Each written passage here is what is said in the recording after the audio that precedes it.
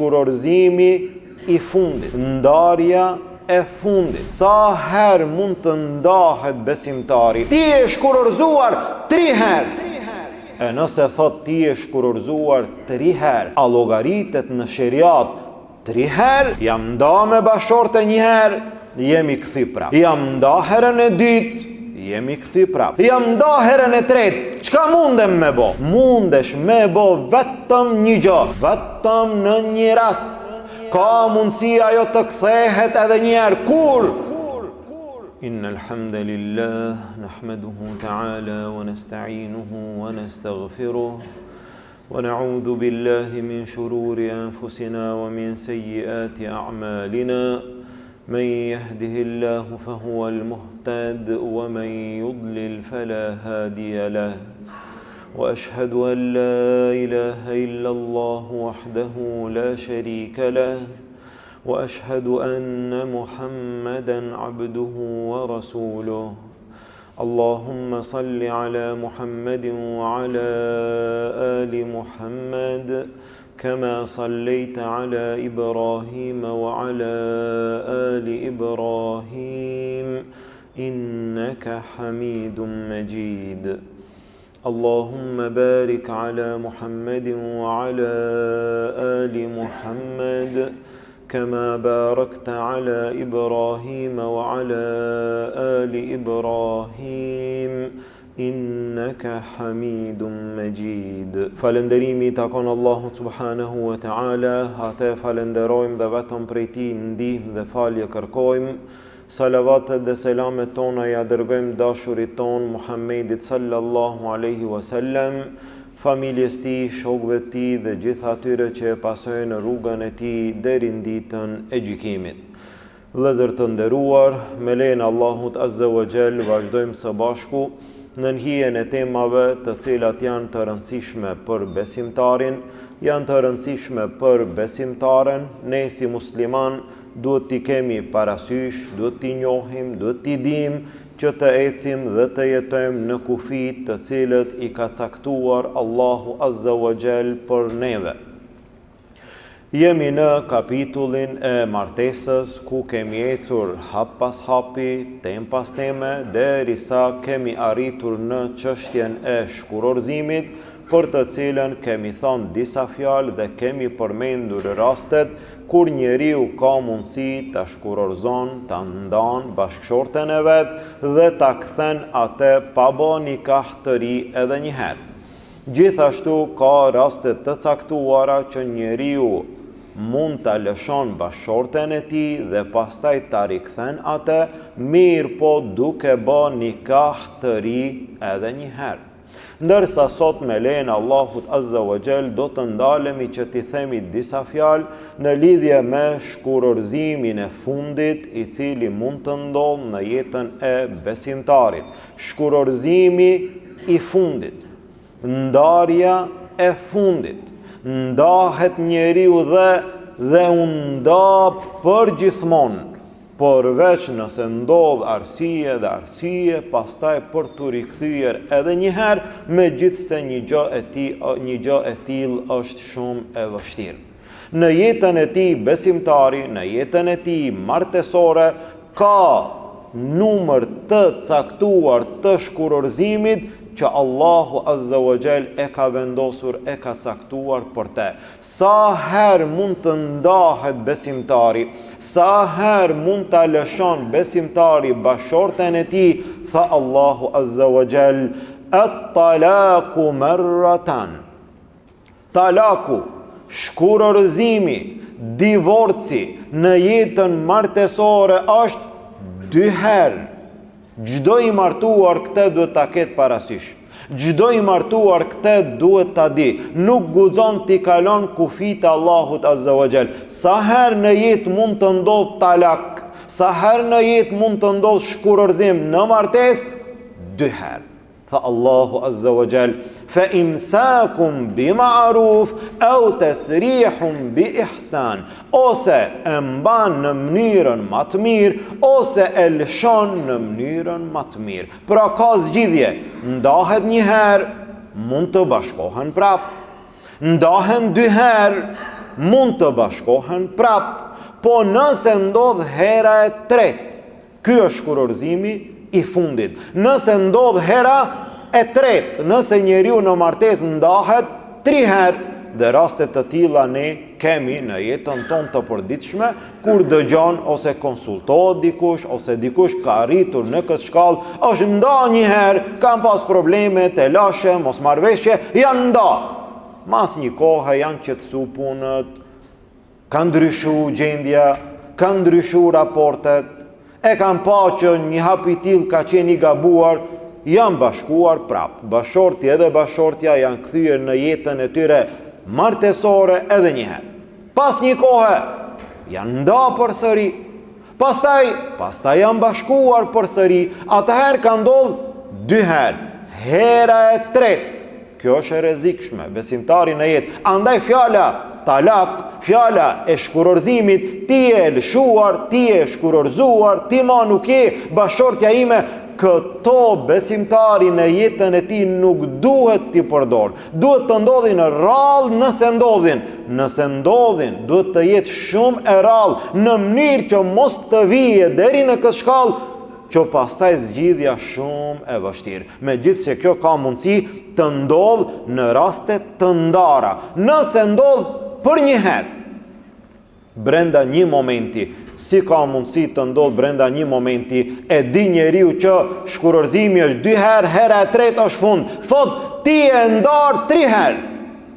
Ajo është 1 herë, mirë, po ky thot, ti e ndarë, ti e lëshuar 3 herë, që ma mos ketë vend ma për të kthy. Ti e shkurorzuar 3 herë.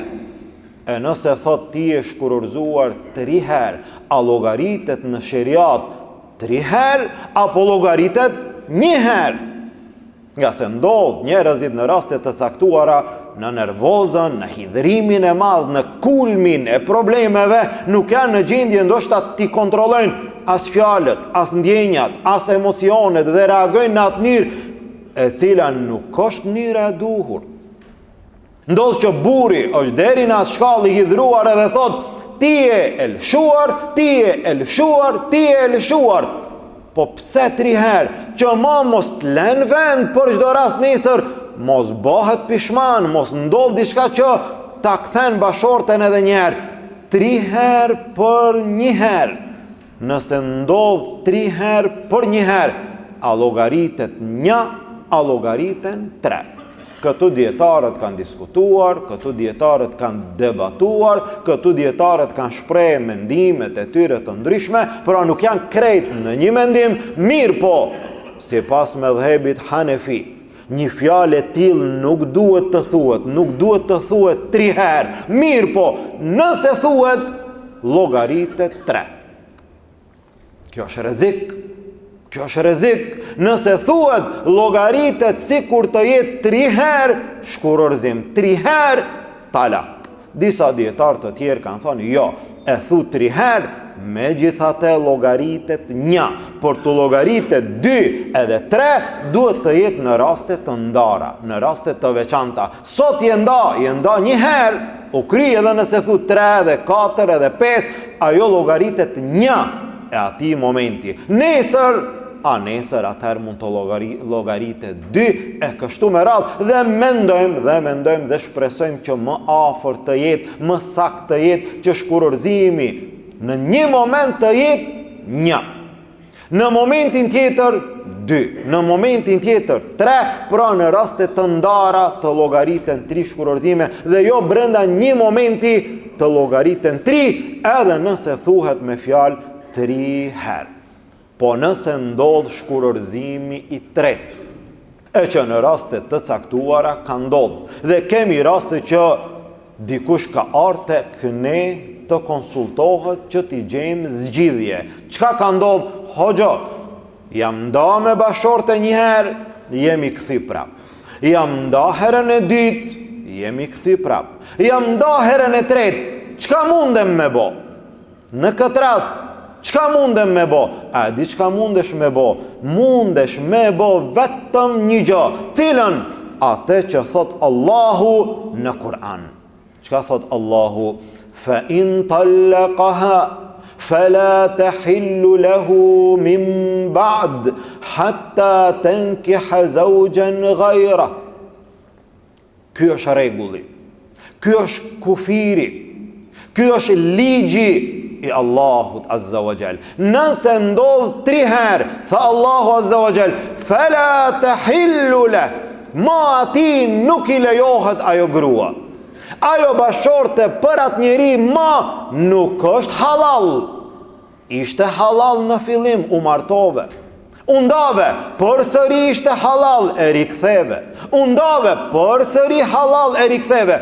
Andodhi 3 herë, Allahu t'i dha këto mundësi në jetën martesore për burin, për besimtarin, për besimtaren. Janë 3 herë, 3 mundësi, 3 shansa. Mos i kalo kufit. Po nëse ndodh, fala tahillu leh, ati ma nuk i lejohet. Këte besimtarët, këte burat musliman duhet ta kenë parasysh, sidomos burat nga se shkurorzimi ndodh nga ana e burit. Buri është ai i cili e lëshon. Buri duhet ta ketë parasysh, buri duhet të ketë kujdes, mos t'i kalon kufit. Nëse ndodh hera e tretë, ma ajo grua për atë burr musliman është haram. Don me kthye edhe njëherë, nuk ka. Është haram për ty, ma nuk kthehet ajo grua edhe njëherë. Deri kur? Fala tahillu lahu min ba'du hatta tankiha zawjan ghayra. Vetëm në një rast ka mundësi ajo të kthehet edhe njëherë. Kur?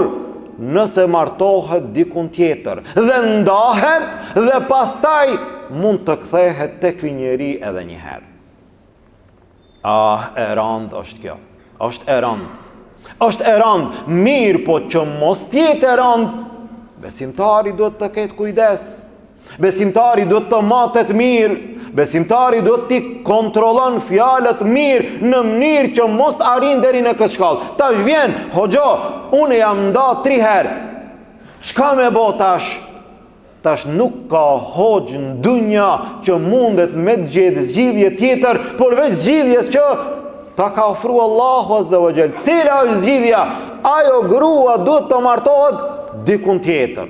Vallahi be hoxha, ja hoxha nuk të ka fajnë këtë rast. Askush nuk të ka fajnë në këtë rast përveç vetvetja. Fa in tallaqaha fala junaha alayhima an yataraja'a in dhanna an yuqima hudud Allah. E nëse atje ku martohet ajo grua dhe ai burri atje e lëshon, e ndan dhe kalon koha e caktuar, atëherë nuk ka gjunah që kjo grua të kthehet edhe një herë. Nëse mendojnë që do t'i çojnë në vend kufit e Allahut Azza wa Jall. Pra këto rregulla janë shumë serioze. Këto rregulla janë shumë të prera. Këto rregulla janë të mëdhaja. I martuari e martuara duhet t'i ketë parasysh në jetë. 10 vite martes, 20 vite martes, 30 vite, apo edhe ma shumë, gjatë gjithë kësaj periudhe, janë vetëm 3 mundësi. E treta është e rrezikshme. E treta është pa kthim. Shkurorzimi i tretë është shkurorzimi i fundit. U krymo. E çka me bë tash? Kjo është zgjidhja në fenë Allahut Azza wa Jall. Për çfarë arsye? Që nikahu mos jetë lojë dhe talaku mos jetë lojë. Martesa nuk është hajgare, shkurorzimi nuk është hajgare. Je martuar, martesa do të merret shumë serioz. Je ndar, ta kesh parasysh që një mundësi humbi. Je ndaherën e dytë, edhe një mundësi humbi. Hapi i tretë është hapi i fundit. Mundësia e tretë është mundësia e fundit, e cila ma nuk të ofron zgjidhje, e cila ma nuk t'jep mundësi tjetër. Edhe njëherë, sa njerëz fatkeqësisht edhe në vendet tona, edhe në vendet tjera, janë ndarë në martesën e tyre, jo 2 herë, jo 3 herë. Është nda besimtari, është nda njeriu 5 herë, është nda 10 herë. Dikush e ka shumë të thjesht në jetën e tij martesore, ai ku me ditë sa herë i ka thënë bashortes së vet, ti ma nuk je gruaja ime. Prej sot unë e ty të kam ndatë, kam lëshu, banë që ka dush. Mas një kohë i kalon si kur gjo. Nuk është si kur gjo. I ke thyër, i ke kaluar, i ke marrë në përkam kufit Allahut Azza wa Jall. E çfarë martese është ajo ku njeriu, besimtari dhe besimtarja janë nda 10 herë. Çka më i thon kësaj martese? A është martesë kjo në realitet? Ndërsa Allah ta ka dhënë mundësi 2 herë, e treta e fundit, ma nuk ka kthim. Ndërsa ti e ke kthy herën e dytë, herën e tretë, herën e pestë. Çka më i thon kësaj? As ne nuk e dim çka do të më thon kësaj martese. Që mos të mrin deri në këtë shkallë, besimtari duhet të ketë kujdes. Sidomos prej momentit që e di. Ndoshta deri dje thot, po nuk e kam ditë vë unë që ashtu, nuk e kam ditë. Prej sot e di, po, prej sot. Ma prej sot ruaje gjuhën tënde, në realitet ruaje martesën tënde, nga se ka mundësi një gjë e tillë të jetë me pasoja të mëdhaja. Ti je në martesë edhe 10 vite edhe 20 vite, ndërsa ndoshta ajo martesë në fenë Allahut nuk vlen, ndoshta nuk llogaritet legjitime, ndoshta nuk llogaritet e drejtë. Që mos ketë pasoja të mëdhaja, besimtari duhet të jetë shumë i kujdesur në jetën e tij. Tilke hududullah, këto janë hududet, kufit, ligjet Allahut Azza wa Jall, që besimtari duhet të mundohet të mos i shkel, të mos i kalon në jetën e tij, të jeton në atë mënyrë që Allahu Azza wa Jall na ka urdhëruar, në atë mënyrë që feja Allahut Azza wa Jall na ka udhëzuar. Ne lutim Allahun Azza wa Jall, Allahu gjitha martesat tona, Allahu t'i bekon. Problemet, telashet, kundërshtimet, përplasjet nga jeta martesore e të gjithë neve, Allahu t'i largon. Të gjithë ata të cilët janë të martuar, Allahu martesën e tyre ta bekon. Ata të cilët nuk janë të martuar, Allahu martesën e tyre ta lehtëson. Amin. Walhamdulillahi rabbil alamin. Wa subhanaka Allahumma bihamdik, ashhadu an la ilaha illa ant, astaghfiruka wa atubu ilayk.